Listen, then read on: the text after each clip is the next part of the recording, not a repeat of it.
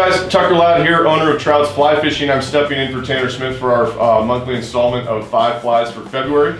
Tanner's downstairs counting flies for our annual inventory, and considering he just saw the ocean for the first time in 2017, figured I might be a little bit more qualified to take this on. So for the month of February, we're doing 5 flies, and my favorite 5 saltwater flies. Something a little bit different, but it's salty season out there, and we want to highlight some things non-trout.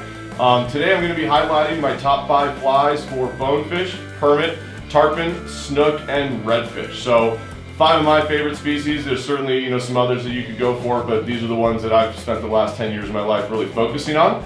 So without further ado, let's get into 5 flies for February, saltwater edition. Quick disclaimer here, I am not by any stretch of the imagination the most knowledgeable person about all things saltwater fly fishing. I started saltwater fly fishing 13 years ago when I bought trouts. Had the opportunity to travel some pretty awesome places across the globe, chasing some pretty amazing fish. I'd like to think I'm pseudo proficient with a saltwater fly rod in my hand, but by no means an expert. So let's just understand that these are my 5 favorite flies for these 5 species, and we'll just leave it at that. So for our first fly, we're going to start with redfish. I caught my first redfish in February, so I figured that's a pretty good place to start. And my go-to redfish fly would be the Defiant crab by UMPQUA feather merchants. Just a full disclaimer, most of my red fishing is done down in the Louisiana marsh, so not sure if this is a great fly that's going to be applicable in Texas all the way up into the Carolinas, but for Louisiana redfish, the Defiant crab from UMPQUA feather merchants is certainly one that should be in your box.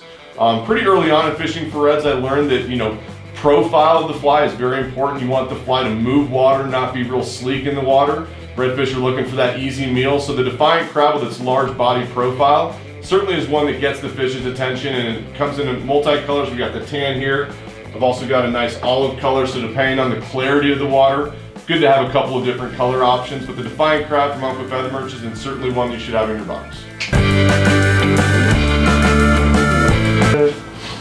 All right. For fly number 2, let's go with bonefish. Now we're kind of going in ease of catch ability of the fish. Redfish, I think, certainly being one of the easiest saltwater fish to fool with a fly. Bonefish, probably number 2. My go-to bonefish fly, whether it be Ascension Bay, Belize, Cuba, Bahamas, is the PETERSON'S spawning shrimp. Really nice fly. Anything with rubber legs for bonefish I tend to find is a really effective fly pattern. This particular one has just a good coloration, good weight, depending on what size you're fishing for. One key note here, permit actually really like this fly as well. So while it's a great bonefish fly, also one you should have in your box for permit. For our third fly, let's go with the UMPQUA baitfish pattern for snook. This particular one is the finger mullet representation, a little bit on the smaller side, but snook are largely ambush predators. You're going to be throwing flies into mangroves, looking for those fish cruising side to side. Something that's a little bit baitfish oriented is always going to get their attention. Certainly there's a lot of other different variations of Puglisi, EP fiber flies.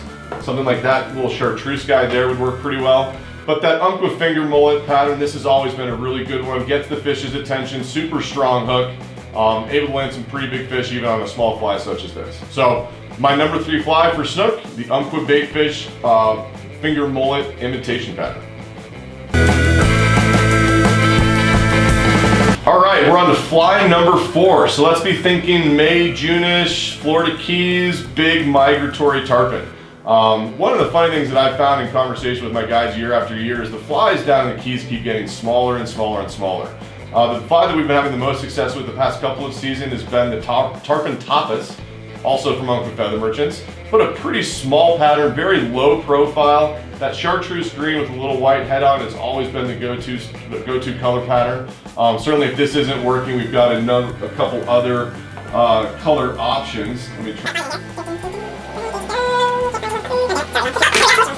So we got a little tan color here, also another effective pattern. If they're not going to go for the chartreuse, going something a little bit more natural colored works well.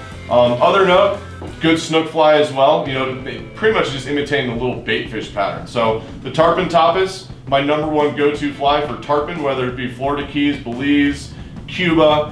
Always been a good producer. Low profile, but certainly gets the fish's attention. On to number 5, number cinco. Number 5 fly is going to be for the hardest, I think, to catch of all the saltwater species we talked today. And my favorite is going to be the Chernobyl crab, also by UMPQUA Feather Merchants. We're just a really natural, super simple crab pattern, but the feather legs always seem to give really good movement in the water to at least get that fish to come over and take a peek at it. You know, I'll be totally honest, a lot of the times when fishing out of a flats boat for permit, you're using custom ties by the guide. But, you know, when you're down in Belize, Mexico, Cuba, where you're not having guides that are tying their own stuff, it's important that you've got some good quality crab patterns you can feel confident about. There's a lot of options these days. I mean, here's my crab box I take with me everywhere I go. Lots of different colors, lots of different shapes. But I found that the most, at least of the guides I'm fishing with, where we're catching good, consistent permit, small, natural, and simple always seems to be the way to go. And from a commercially tied fly standpoint, the Chernobyl crab is certainly the way to go.